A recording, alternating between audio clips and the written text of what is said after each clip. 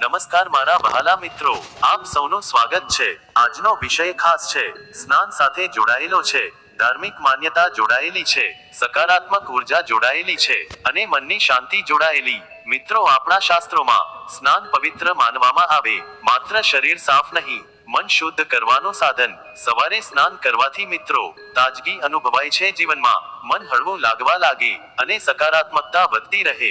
મિત્રો, ઘણા લોકો આજે સવારે ઉતાવળમાં રહેતા હોય, મોબાઈલ લઈને બેસી જાય, ચિંતા શરૂ થઈ જાય અને આખો દિવસ મિત્રો તણાવમાં પસાર થતો હોય। પણ જૂના સમયમાં મિત્રો લોકો અલગ જીવન જીવતા, સવારે વહેલા ઉઠતા હતા, ભગવાનને પ્રણામ કરતા હતા, પછી સ્નાન કરતા મિત્રો અને દિવસ શુભ બનાવતા, કારણ કે તેઓ જાણતા સવારની ઉર્જા ખાસ હોય। મિત્રો, પાણીનું મહત્વ જીવનમાં ખૂબ મોટું માનવામાં આવે, પાણી વગર જીવન અશક્ય, આ વાત બધાને ખબર। અને આપણા શાસ્ત્રોમાં મિત્રો પાણીને પવિત્ર માનવામાં આવ્યું। નદીઓને માતા કહેવાય છે, વરસાદને આશીર્વાદ માનવામાં આવે, કારણ કે પાણી મિત્રો જીવન આપતો તત્વ છે।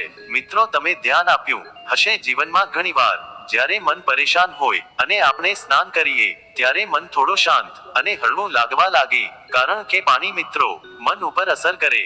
મિત્રો, ઘણા લોકો સ્નાન દરમિયાન ભગવાનનું નામ લેતા હોય, કેટલાક શિવજીને યાદ કરે, કેટલાક કૃષ્ણ ભગવાનને યાદ અને કેટલાક મિત્રો માતા લક્ષ્મીનું સ્મરણ કરે, કારણ કે ભગવાનનું નામ મનને શાંતિ આપતો હોય। મિત્રો, આજે જે મંત્ર વિશે વાત કરવામાં આવે તે માતા લક્ષ્મી સાથે જોડાયેલો શુભ મંત્ર છે, ઓમ શ્રી મહાલક્ષ્મી નમઃ। આ મંત્ર મિત્રો શ્રદ્ધા સાથે બોલવામાં આવે અને માનવામાં આવે છે કે આ મંત્ર બોલવાથી મન સકારાત્મક બને છે અને અંદર વિશ્વાસ વધે।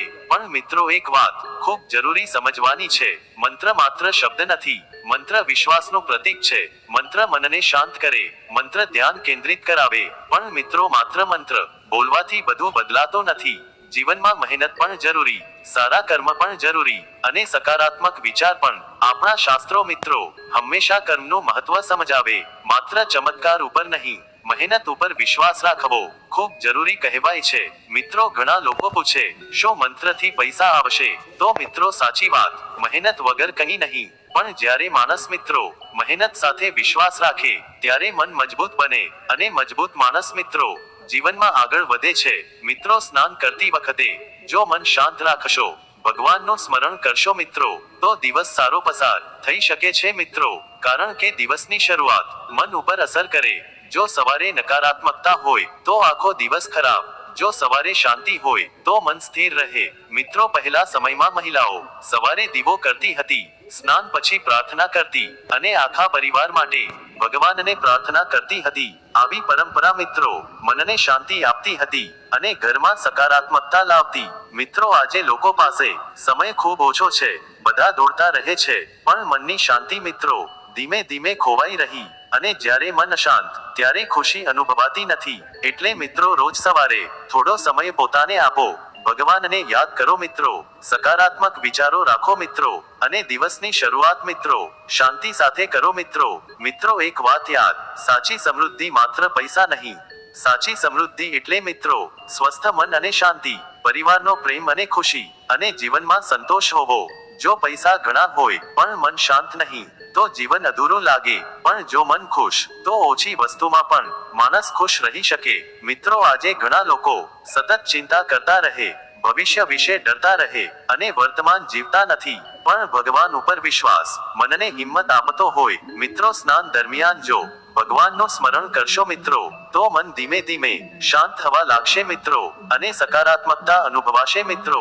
મિત્રો, એક વાત ખાસ, પાણીનો સન્માન કરજો મિત્રો, પાણી બગાડશો નહીં મિત્રો, કારણ કે પાણી જીવન અને ભગવાનની ભેટ છે। મિત્રો, વરસાદ આવે ત્યારે ધરતી ખુશ થઈ જાય, વૃક્ષો હરિયાળા બની જાય અને વાતાવરણ સુંદર બને, એટલે વરસાદ મિત્રો સમૃદ્ધિનું પ્રતીક માનવામાં આવે અને તેથી જ મિત્રો લોકો કહેતા હોય છે, જીવનમાં ખુશીઓ વરસે। મિત્રો, ખુશી બહાર નથી, ખુશી અંદરથી આવે છે અને અંદરની ખુશી મિત્રો શાંતિમાંથી જન્મે છે મિત્રો।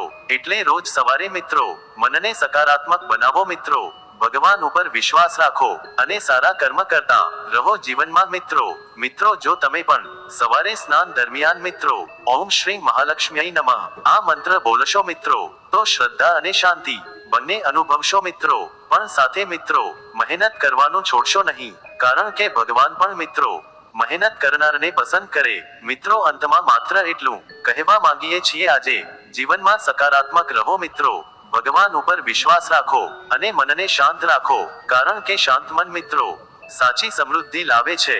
મિત્રો, ઘણીવાર આપણે જીવનમાં સુખ બહાર શોધતા રહીએ, પણ સાચી ખુશી મિત્રો આપણા મનમાં જ હોય. જો મન શાંત રહેશે તો જીવન સુંદર લાગશે, પણ જો મન અશાંત તો બધું હોવા છતાં માણસ દુખી રહેતો હોય. મિત્રો, સવારનો સમય ખૂબ ખાસ માનવામાં આવે, કારણ કે સવારે મિત્રો મન સૌથી શાંત હોય અને જે વિચાર મિત્રો સવારે મનમાં આવે છે તે આખા દિવસ ઉપર અસર કરતા હોય છે.